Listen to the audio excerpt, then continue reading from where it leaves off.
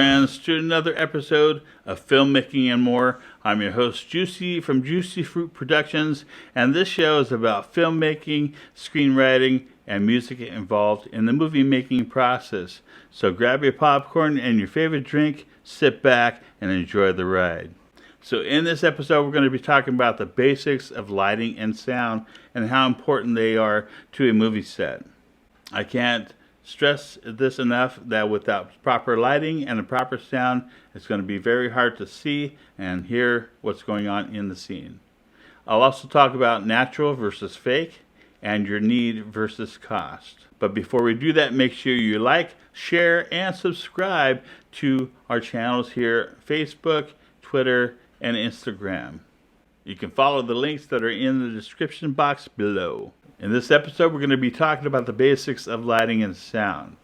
For those who are going pro or going into the indie field, some of these basics can apply to you, but you're going to have to deal with different equipment, maybe more expensive, and they're not available out there.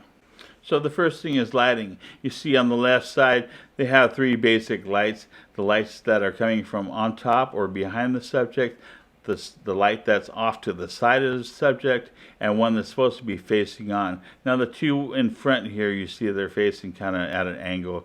One's higher and the other one is lower, so maybe something's going on in the scene there. I'm not sure where that's from.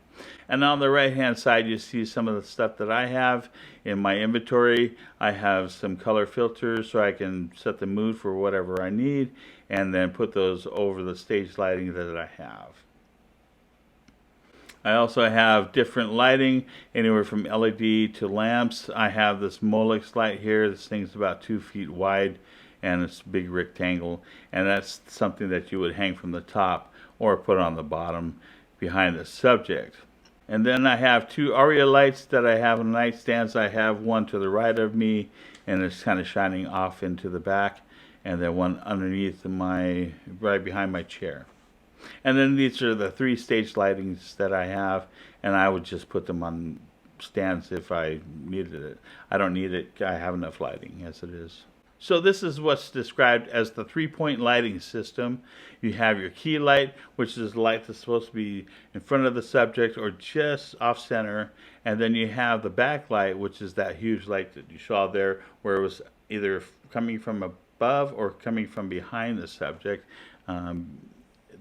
Underneath them. And then you have the motivated light, which is supposed to be at a 45-degree angle to the subject, or you can play around depending on what kind of shot you're doing. Sometimes it's at a 45-degree angle, sometimes it's higher or lower depending on what you need. And then this is my equipment that I'm showing you, the three field mics. I have a couple Rhodes. I have a little camera that little shotgun mic sits on top, and then I have the shotgun mic is the dual XLR out, and that's what I used to use for the HFN that I don't have anymore.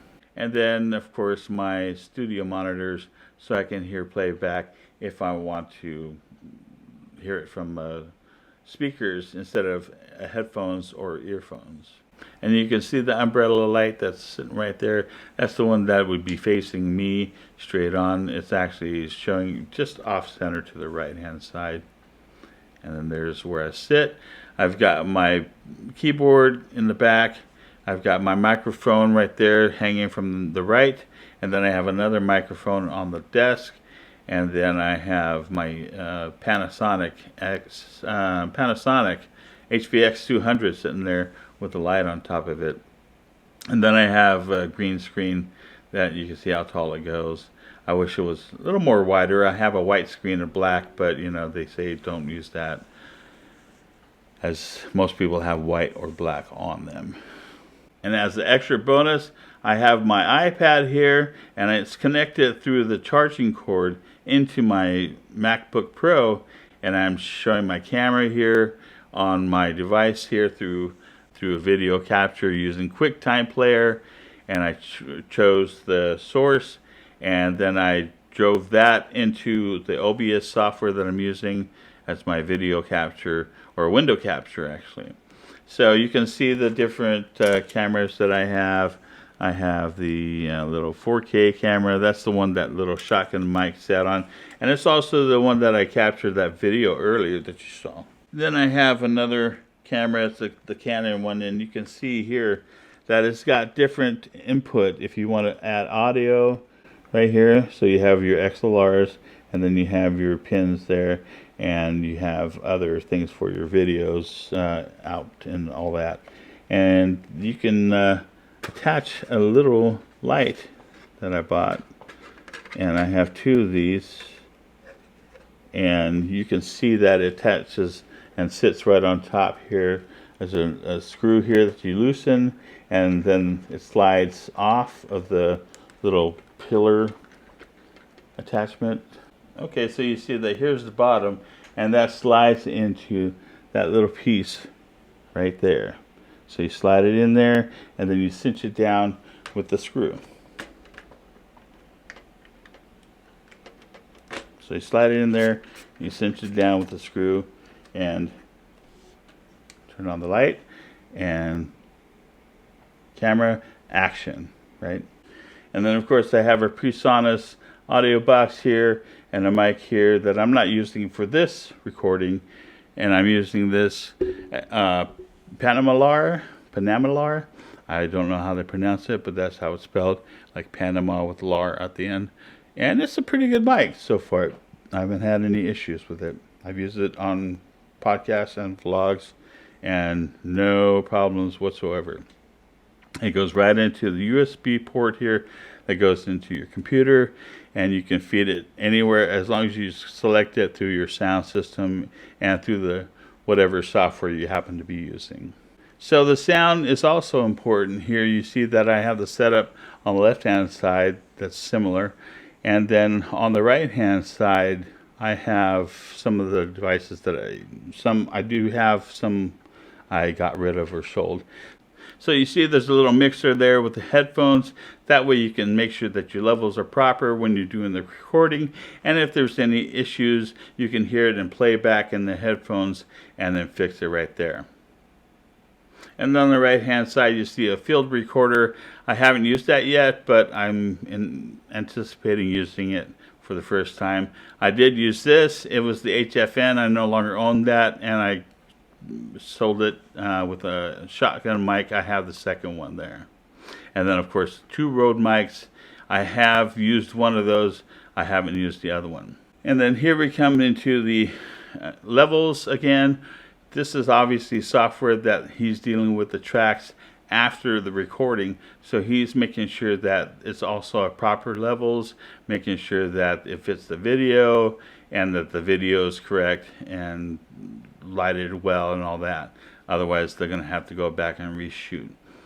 So what they're looking at here are actually WAV files, and the WAV files are going to be something like this. So it's showing you multiple tracks here, where it's got one input here, and it's got another input, and third one, and then the fourth one. So they're obviously doing different things. This looks like some kind of bass, drum or bass, and this looks like vocal tracks here in the red.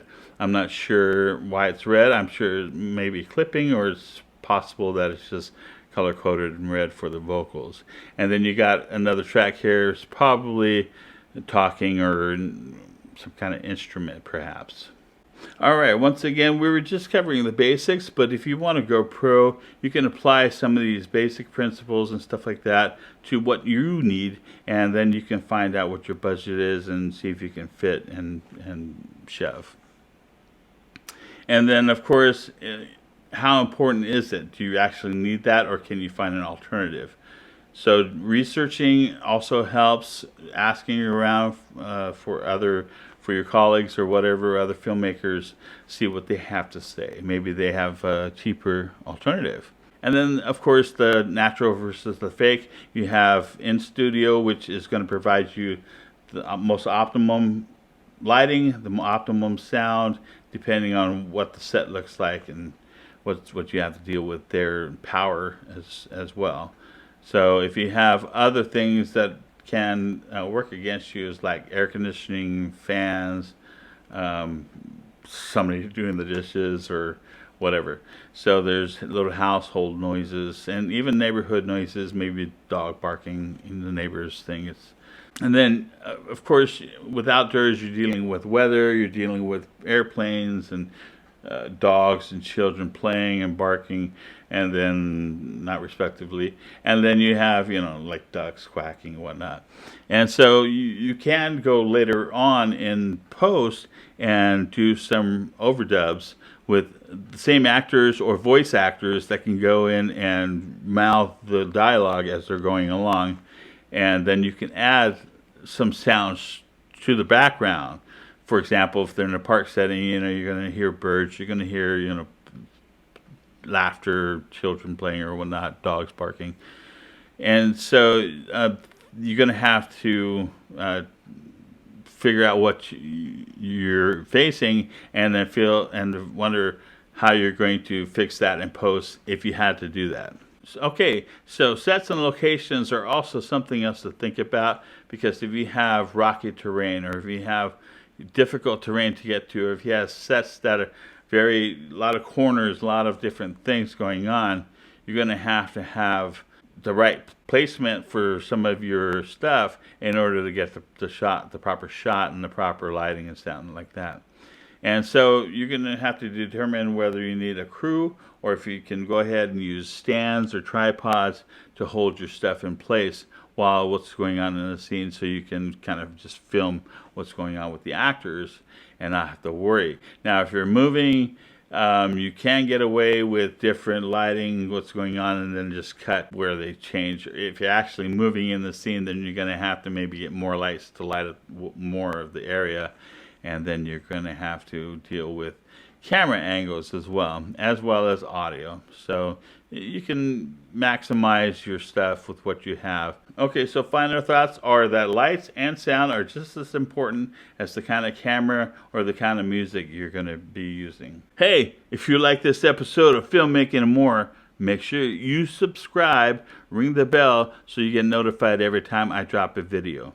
And I want to thank you for joining the Filmmaking and More family. And follow us on Facebook, Twitter, and Instagram. The links are in the description box. I want to thank you for your support, because it provides Juicyfroot Productions the access and resources it needs to bring you content like this. This is Juicy at Juicyfroot Productions and Robb Entertainment Corporation, and I want to thank you for watching and have a blessed day.